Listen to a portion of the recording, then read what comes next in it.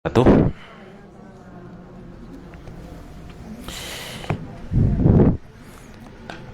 Alhamdulillah wa syukurillah, la hawla wa la quwata illa billah, nahmaduhu wa nasta'inuhu wa nastaghfiruh wa na'udzu billahi min shururi anfusina wa min sayyiati a'malina, man yahdihillahu fala mudhillalah wa may yudlil fala hadiyalah. Amma ba'du. Jamaah sekalian, kaum muslimat yang dirahmati Allah,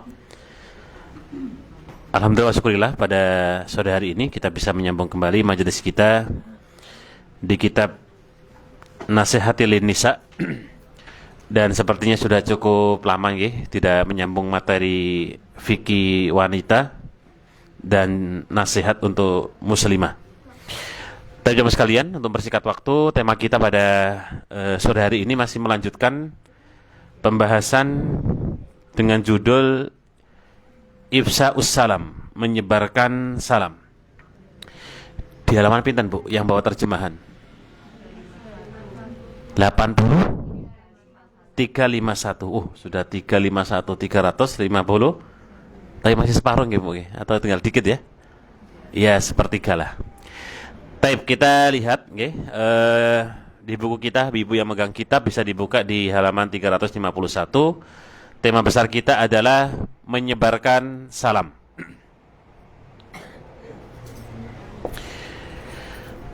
Semoga nanti setelah tema ini kita pelajari ya, semakin kita bisa menegakkan dan bisa melakukan amal-amal sunnah. Jadi mengucapkan salam atau menyebarkan salam itu amal sunnah, Bu. Tapi itu syiar yang paling besar dalam Islam. Jadi menyebarkan salam itu sunnah atau mengucapkan salam itu sunnah, tetapi ini termasuk di antara syiar yang paling nampak dalam kehidupan seorang muslim dan muslimah. Tapi kita baca sebuah hadis dari sahabat Abu Bakar bin Abi Syaibah. Haddatsana Abu Muawiyah Al-Waqi an A'mas an Abi Saleh an Abi Hurairah radhiyallahu taala anhu, yang kata Imam Muslim dalam kitab sahihnya, hadis ini adalah hadis yang sahih. Nabi kita bersabda, la tadkhulunal jannata, tidaklah kalian masuk surga, hatta tu'minu, sampai kalian beriman. Berarti syarat masuk surga harus apa? Beriman. Ya, ini istilahnya jalurnya, Bu ya. Jalur alur orang kalau mau masuk surga, maka hendaknya dia beriman, walaupun iman kita itu bertingkat-tingkat. Ya, jadi insya Allah kalau tingkatan yang ya serendah-rendahnya iman, insya Allah akan masuk apa? Surga. Ya. Wala tu'minu, dan tidaklah dikatakan sempurna iman seseorang, hatta tahabu, sampai orang tersebut saling mencintai. Berarti kualitas iman kita akan lebih baik dengan syarat saling apa? Mencintai. Ya, karena Allah Subhanahu wa taala nggih. Jadi modal cinta karena Allah, ketemu di pengajian karena Allah, ketemu di bisnis karena Allah, bertemu di grup WhatsApp karena Allah, itu nilainya bisa membuktikan iman kita kepada Allah Subhanahu wa taala. Kemudian Nabi kita bersabda ya, di tengah-tengah beliau menyampaikan hadis tadi, tidak masuk surga orang itu sampai dia beriman, dan tidak dikatakan sempurna imannya sampai dia saling mencintai. Kemudian, awala adullukum ala syai'in idza fa'altum tahabbabtum. Maukah aku ceritakan kepada kalian, atau maukah aku kabarkan kepada kalian sesuatu yang apabila kalian lakukan akan muncul rasa kasih sayang di antara kalian, akan muncul rasa cinta di antara kalian. Ya, berarti modal besar ya, Bu ya. Artinya modal besar itu kita bisa lakukan, bisa tempuh untuk saling mencintai sesama muslimah. Yaitu Nabi kita bersabda, absus salam bainakum. Silakan sebarkan salam di antara kalian. Ya. Jadi silakan sebarkan salam di antara kalian. Ini mohon maaf, mic-nya pecah-pecah atau putus-putus, Bu? Putus-putus. Napa nih yang paham nih, yang punya mic ini? Cek. Kalau putus-putus takutnya kurang nyaman didengar ya.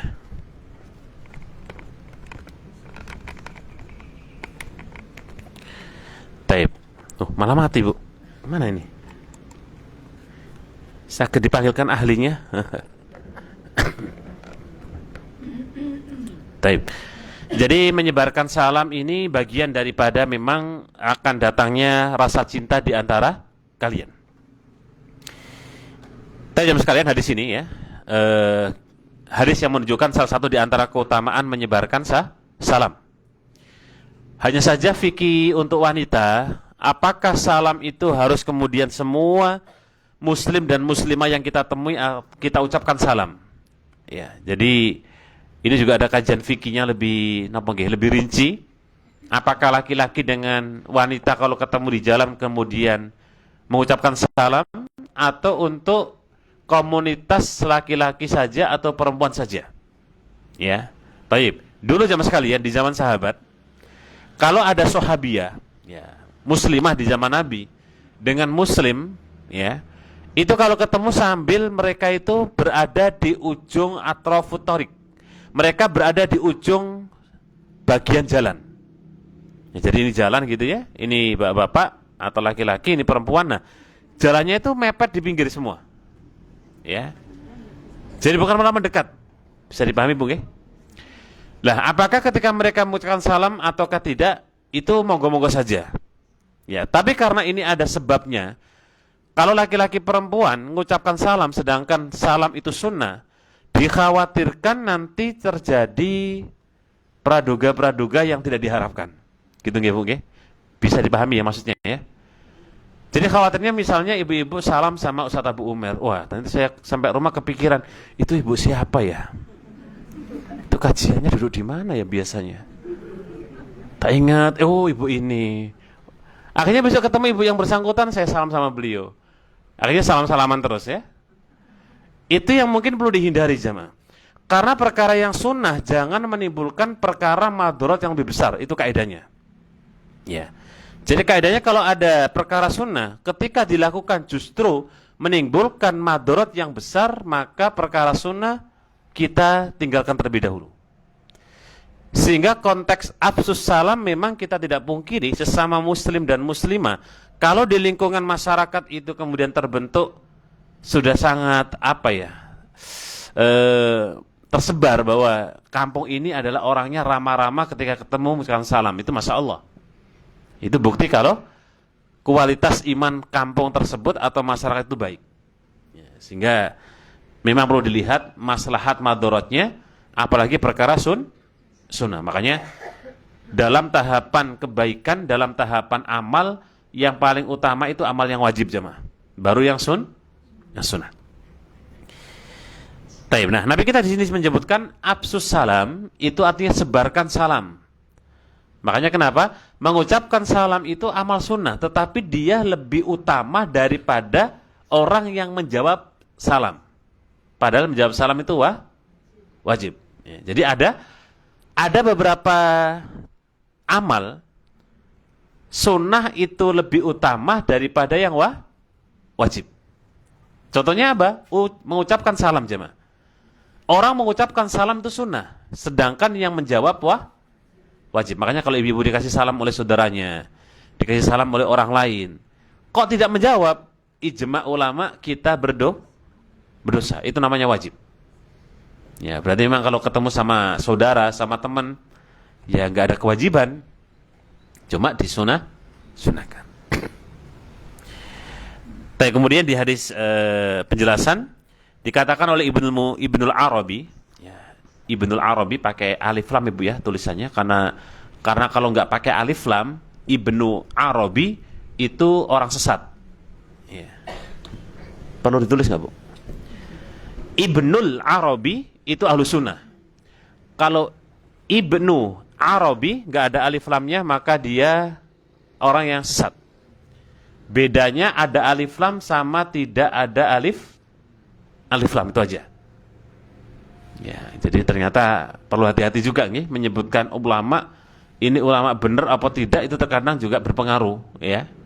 Nah, Ibnu Arabi mengatakan begini. Beliau menukil dalam kitab Syarah Sahih Bukhari yang namanya kitab Fathul Bari karya Ibnu Hajar Al-Asqalani rahimahullah taala.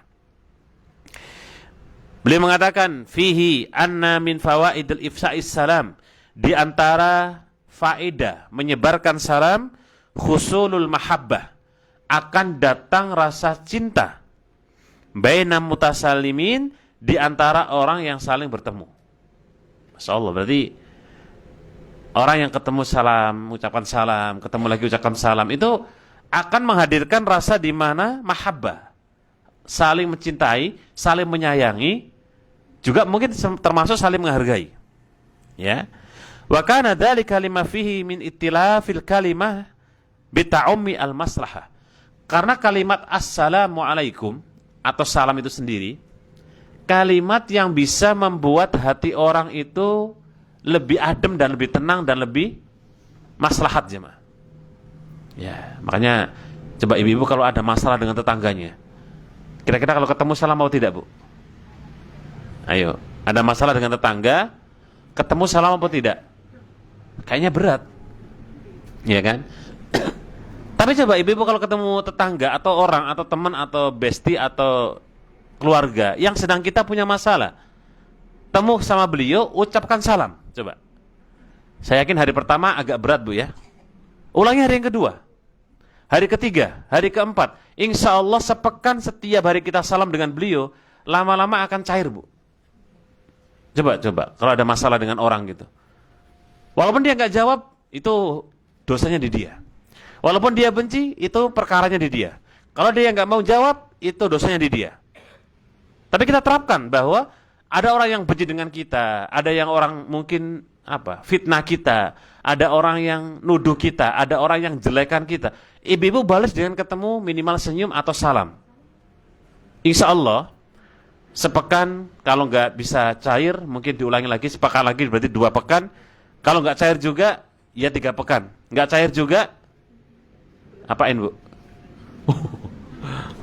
Sebulan nggak cair, maksudnya nggak bisa kemudian dikompromikan, nggak bisa baik, ulang terus sampai 3 bulan, sampai 5 bulan. Loh, panjenengan aja sabar mengandung itu sampai 9 bulan, Bu, ya. Yang kalau buat tidur miring nggak enak, tengkurap nggak enak, ya sabar sampai 9 bulan, 10 tahun bahkan, nggak ada masalah. Insya Allah itu bukti kalau ibu-ibu orang yang beriman, betul nggak? Karena ucapan salam itu urutannya tadi, orang yang mau masuk surga syaratnya beriman.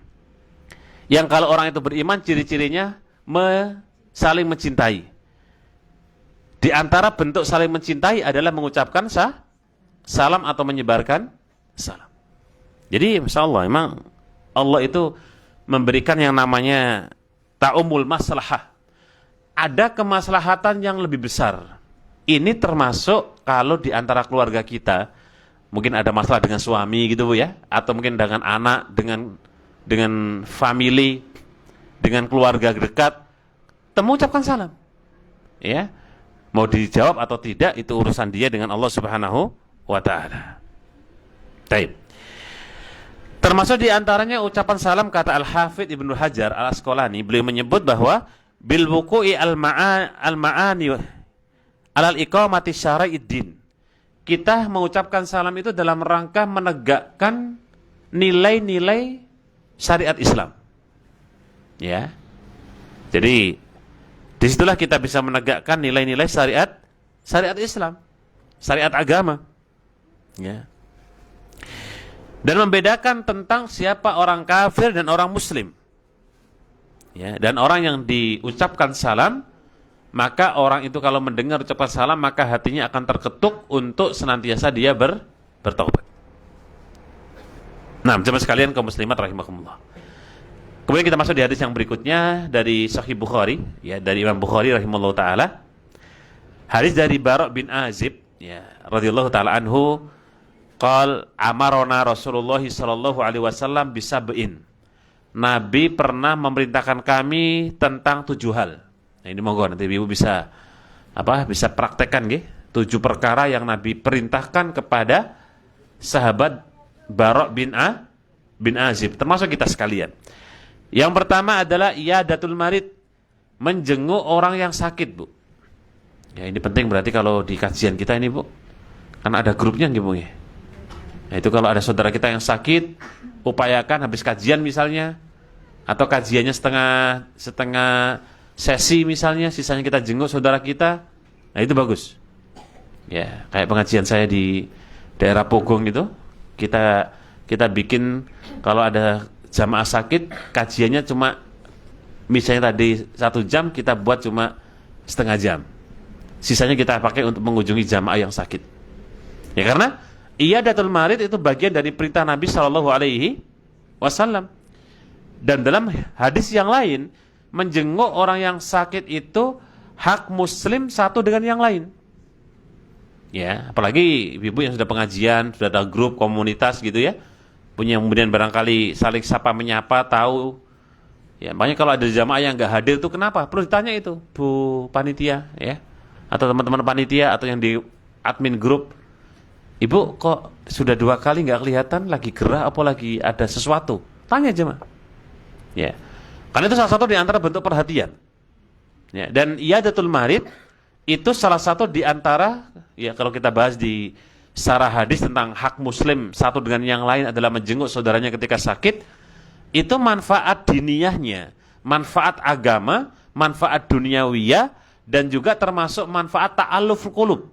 Jadi ada istilah, hati itu akan lebih mudah untuk dinasehati kalau orang itu pas sakit kita jenguk, Bu. Ya untung-untung datang bawa emas gitu. Oh enggak ya. Bawa buah, bawa beras, bawa itu lebih baik, ya. Datang dengan bawa sesuatu, enggak bawa pun enggak apa-apa jemaah. Jadi enggak perlu ya ngapunten ya, kadang-kadang yang mau jenguk pun kadang-kadang pas kebetulan Allah uji lagi enggak ada apa-apa gitu. Akhirnya ngutang-ngutang, enggak usah, enggak apa-apa. Ya, jadi kalau seandainya pun belum bisa jenguk karena kita enggak enak misalnya karena orang Jawa, ya udah tunggu dulu lah, nanti kalau ada rezeki misalnya gitu. Lah kalau rame-rame kan enak, Bu. Rame-rame misalnya kajian Al-Khonsa gitu, ada yang sakit saudara kita, ya udah kita apa sih namanya, Bu? Apa? Nah, itu ya. Jadi mungkin dikoordinasi oleh panitia seadanya itu berangkat. Ya, ini mohon dipraktekkan, Bu, sebagai salah satu bentuk upaya untuk mengamalkan apa? Hadis.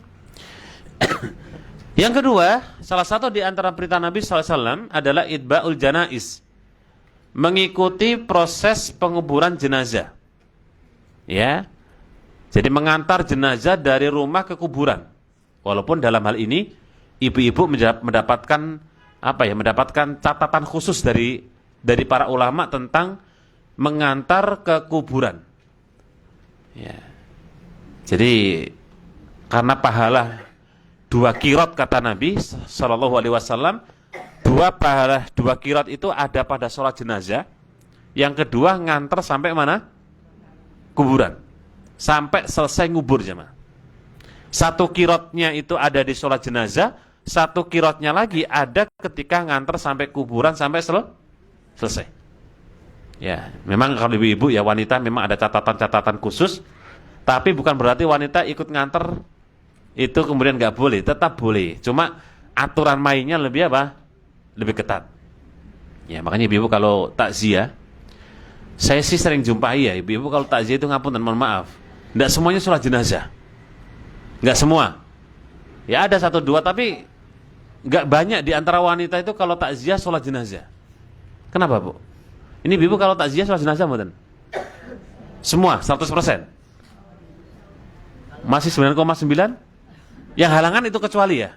Yang halangan kecuali. Artinya kalau ibu-ibu takziah, kalau tidak berhalangan 100% pasti sholat jenazah. Nah, itu baru santriwati Al-Khonsa, bagus tuh. Harus tuh, Bu. Jadi kan kalau takziah harus sholat jenazah. Karena pahalanya ada di situ. Karena kita belum tentu bisa ngantar sampai mana?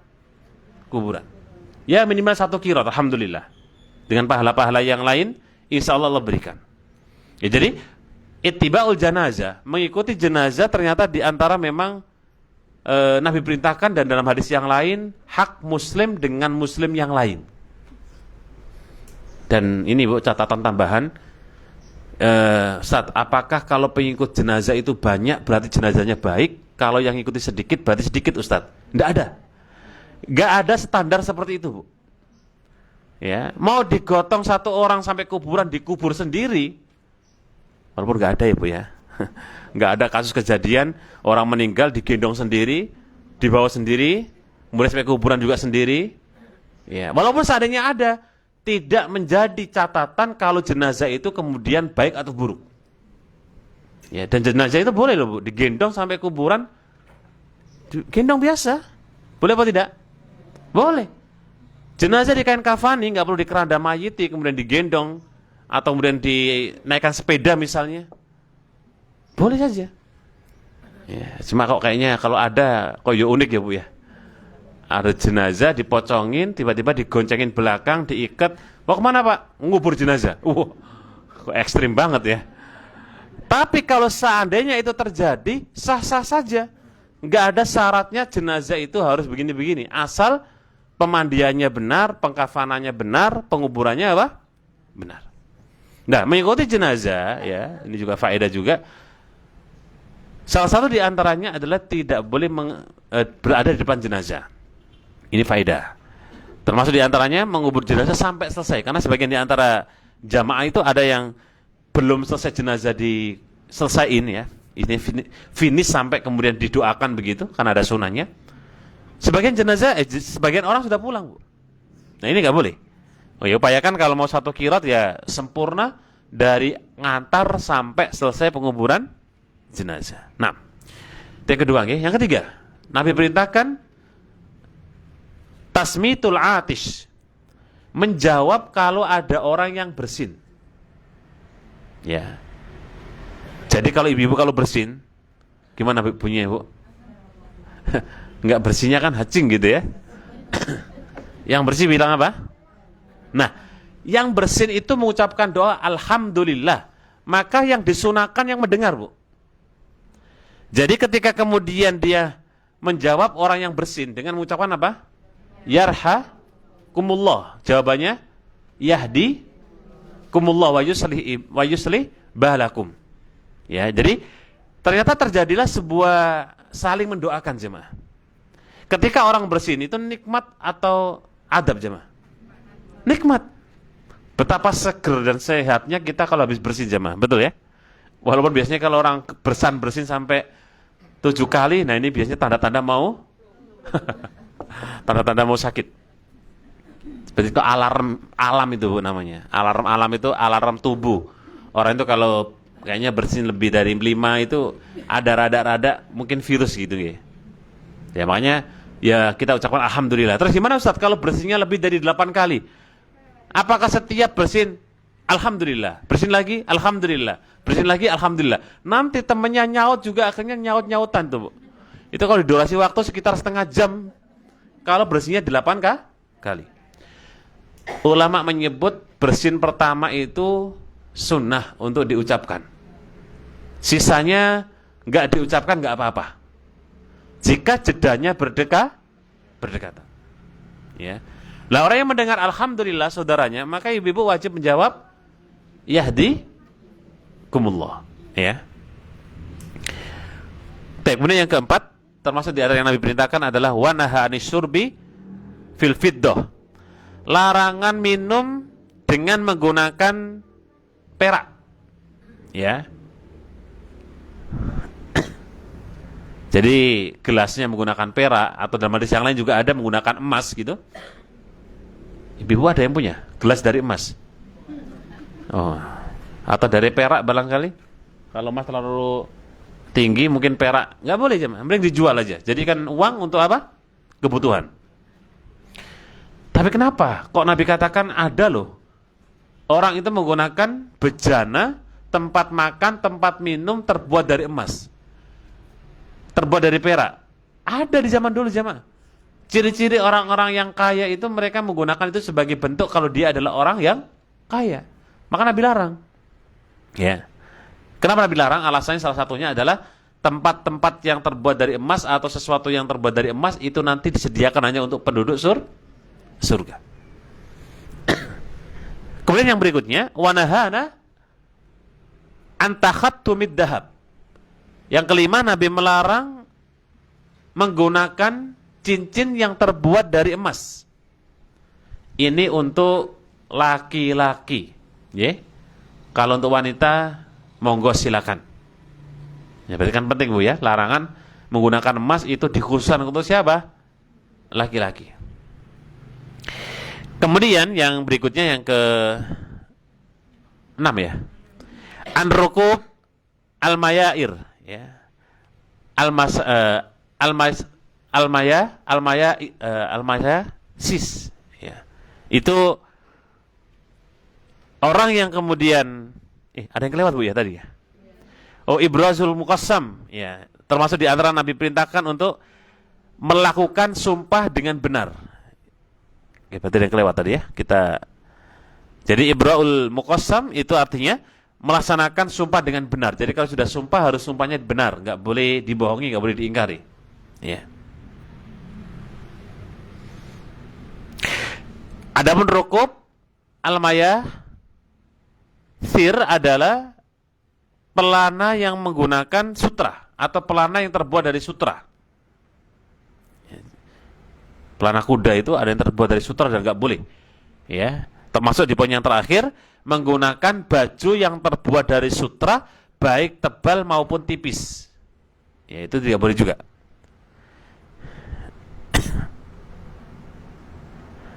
Tapi jam sekalian kaum muslimat rahimakumullah, poinnya di hadis ini sebenarnya adalah penekanan di kalimat seseorang itu hendaknya kemudian menyebarkan salam, ya, dan di situ Nabi kita alaihi wasallam menekankan bab masalah keutamaan menebarkan salam. Kemudian di hadis yang berikutnya jemaah sekalian dari sahabat Abdullah bin Amr bin As, anna rajulan, ada seorang laki-laki yang bertanya kepada Nabi sallallahu alaihi wasallam, ayu islami khairun? Islam manakah yang paling baik bagi seorang muslim? Ya, jadi dalam Islaman seseorang itu ada perkara-perkara yang baik yang dia harus miliki. Yang pertama, tud'imut ta'am, memberikan makan kepada orang yang kelaparan atau orang yang butuh makan. Ya, itu yang pertama. Jadi kalau ada saudara kita yang butuh butuh makan, ya, butuh beras gitu, dan kita punya kelebihan harta, bisa kita bantu untuk mengamalkan hadis yang mulia ini. Yang kedua, taqra'us salam ala man arafta aw man lam ta'rif. Mengucapkan salam kepada orang yang kamu kenal atau yang tidak kamu kenal. Ya. Ini agak berat dikit ya Bu ya. Jadi kalau yang nggak dikenal, kalau yang dikenal aja kita mungkin tidak sering begitu, apalagi yang tidak kita kenal. Ya. Dan takutnya yang tidak kita kenal ini adalah orang kafir misalnya, kan repot juga. Karena mengucapkan salam pada orang kafir itu nggak boleh.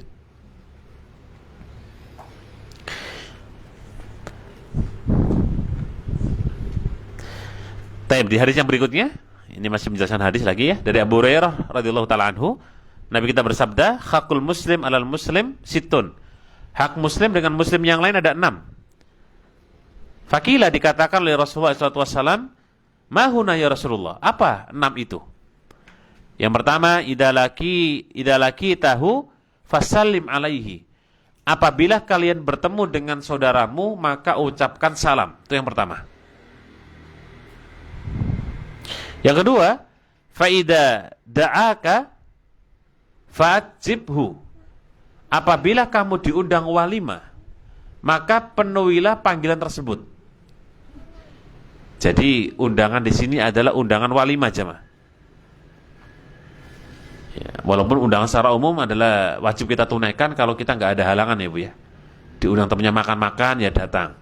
Diundang temannya untuk barangkali ada pertemuan ya, kalau kita nggak ada halangan, nggak ada udzur ya datang. Tapi makna kewajiban di sini adalah undangan walimah. Ya. Sehingga seorang muslim ketika diundang saudaranya untuk ya meramaikan walimah, maka silakan untuk datang karena itu wajib.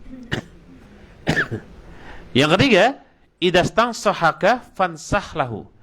Apabila ada orang yang minta nasihat kepadamu, maka berikanlah nasihat. Ya, jadi kalau ada orang minta pendapat, minta nasihat, minta tauji, minta arahan, maka berikan coba. Ya, ini menunjukkan kalau orang itu bisa memberikan nasihat kalau dia belajar, kan gitu Bu ya. Orang itu bisa menyampaikan dan bisa mengasih informasi dan memberikan nasihat kalau dia belajar. Berarti kalau belum belajar ya belum bisa, berat untuk memberikan nasihat pada orang lain. Kemudian yang berikutnya, wa idza atasa fahamidallahu fasamithu.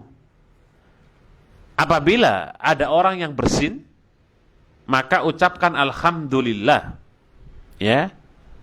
Jadi bihamdi fasamhi, alhamdulillah, itu salah satu di antara kewajiban kita. Dan yang mendengarkan mendoakan saudaranya.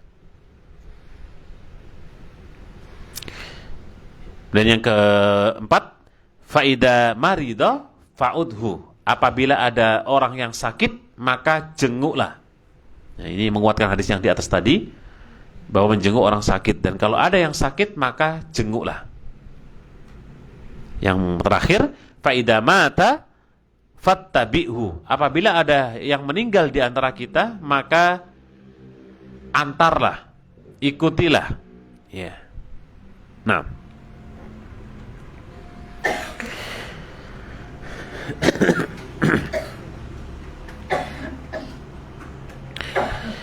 Tapi jamaah sekalian kaum muslimat rahimakumullah. Kemudian penjelasan sedikit ya, bahwa wa ma ya'tadu ba'dun nas, dan sebagian di antara manusia, ya. Jadi di antara kita itu ada kemudian khususon ingdama fil yami mistibdalali assalam bisobahil khair. Bagaimana sih hukumnya kalau kita ketemu orang lain itu tidak mengucapkan salam, tapi misalnya dalam bahasa Arab sobahul khair itu artinya good morning gitu, selamat pagi. Jadi tidak salam tapi dia mengganti dengan sobahul khair. Yang bahasa kita apa? Selamat pagi. Apa Bu? Bahasa Jawanya kalau selamat pagi itu Bu? Sugeng inji. Nah diganti kayak gitu. Ya. Boleh apa tidak? Atau dengan kalimat dalam kalimat sore yang namanya bahasa Arab masaul khair. Selamat sore, ya. Atau yang semacam semakna dengan kalimat sapaan yang ada di negerinya masing-masing. Ya. Wa minal alfat fa hiya laisa laha aslun fi syara'. Kalimat-kalimat tadi tidak bisa menggantikan kalimat salam, dan itu kalimat tidak dalam konteks ketika disebut selamat pagi, jawabannya selamat pagi itu enggak harus. Beda dengan orang ketika kita mengatakan assalamualaikum, maka dia wajib untuk menjawab apa? Waalaikumsalam. Ya, walaupun ya sekedar kita misalnya kalau di selamat pagi, oh pagi, ya nggak ada masalah. Tapi kalau diyakini bahwa itu menggantikan daripada ifsa'us salam, menyebarkan salam, maka tidak bisa. Makanya salam itu hanya ada lafadz kalimat assalamu alaikum. Ya itulah doa yang Nabi ajarkan. Setiap ketemu saudaranya adalah kita mengatakan assalamu, keselamatan, alaikum untuk kalian, wa rahmatullah, ya, dan rahmat Allah, wa barakatuh, dan keberkahan Allah untukmu. Ya, makanya doa ini yang mungkin barangkali kenapa disunahkan dan lebih utama sunahnya daripada wajib, karena menunjukkan bahwa kita saling mendoakan di antara saudara kita. Nah, wayan bagi ayak dia alaiha, maka seorang muslim wajib untuk menunaikan yang namanya salam.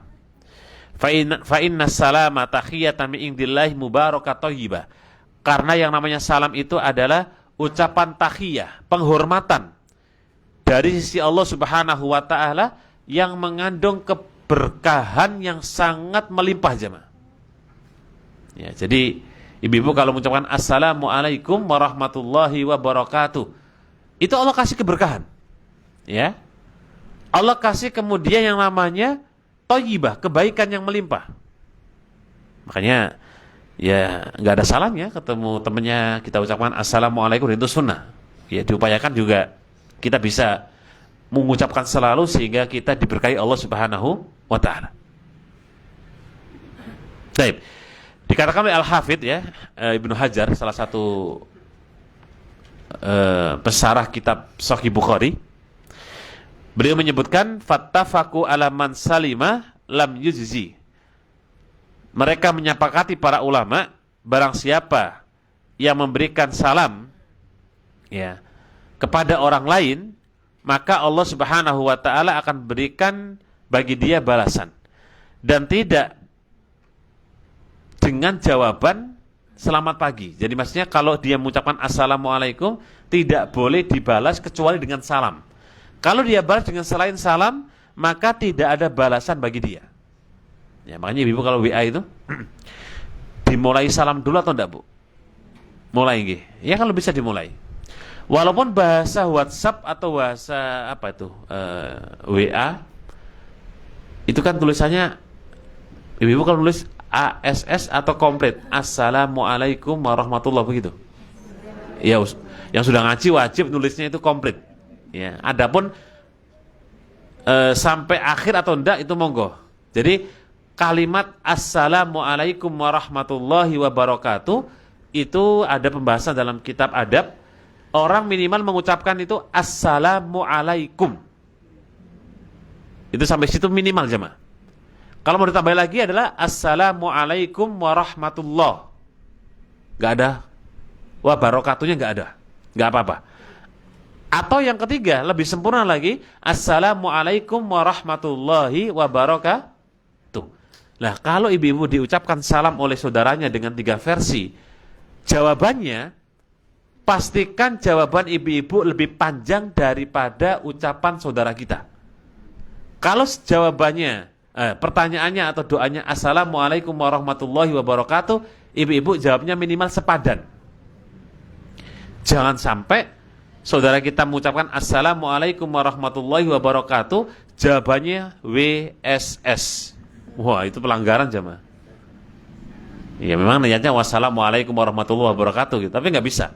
Makanya bahasa WSS, ASS, ya kalau dibaca ya as gitu, hus gitu. Ya tulis sempurna Bu. Ya ini karena salah satu di antara bentuk apa? Kebaikan daripada ilmu. Nah, kemudian jemaah sekalian rahimakumullah, ada pembahasan man yabda bisalam. Siapa orang yang memulai untuk salam terlebih dahulu? Ya. Ini kalau ibu-ibu ketemu, sering didahului salam atau ibu-ibu yang duluan salam? Atau memang dua-duanya masih bingung? Kayaknya bukan saya itu, Ustaz. Ibu-ibu kalau ketemu saudaranya, mengucapkan dulu atau menjawab salam dari teman kita? Sebelum saya bahas nantinya. Ucapkan dulu. Alhamdulillah. Ada yang nunggu jawaban? Atau nunggu teman kita mengucapkan salam? Tayyib. Qala al-Imam Bukhari rahimahullah ta'ala, al-Imam Bukhari mengatakan begini, ya, dalam kitab sahihnya, dari jalur sahabat Abu Hurairah radhiyallahu ta'ala anhu. Qala Rasulullah alaihi salatu wassalam, yusallimu raqib alal mashi. Jadi, hukum fikihnya, siapa yang lebih duluan mengucapkan salam? Kalau ada pengendara motor atau sepeda, atau kalau mobil agak sulit Bu ya. Sulit prakteknya kalau ibu-ibu naik mobil, ketemu jamaah naik motor, mau ucapin salam, itu sulit. Intinya, orang yang naik kendaraan, dia punya kewajiban mengucapkan salam terlebih dahulu. Berarti seandainya ibu-ibu, ini jalan nih, ibu jalan kaki, ada temennya yang sepeda ontel. Siapa yang paling duluan dalam fikih? Yang naik sepeda? Terus gimana kalau ibu-ibu